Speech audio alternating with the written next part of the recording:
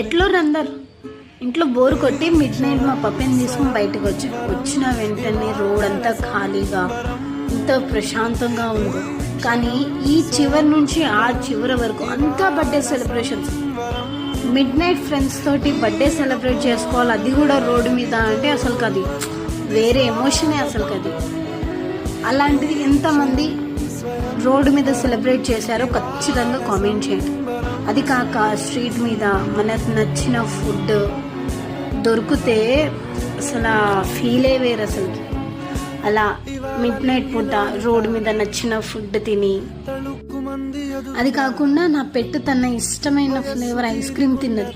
అలా ఎంతమంది పెట్స్ ఇష్టంగా ఐస్ క్రీమ్ తింటాయో ఖచ్చితంగా కామెంట్ చేయండి. అలా దాన్ని కొద్దిసేపు బయట ఎంజాయ్మెంట్ చేసుకుంటూ తీసుకెళ్తూ అలా నా డే అనేది గడిచిపోయింది. సబ్స్క్రైబ్ చేయడం మాత్రం మర్చిపోకండి.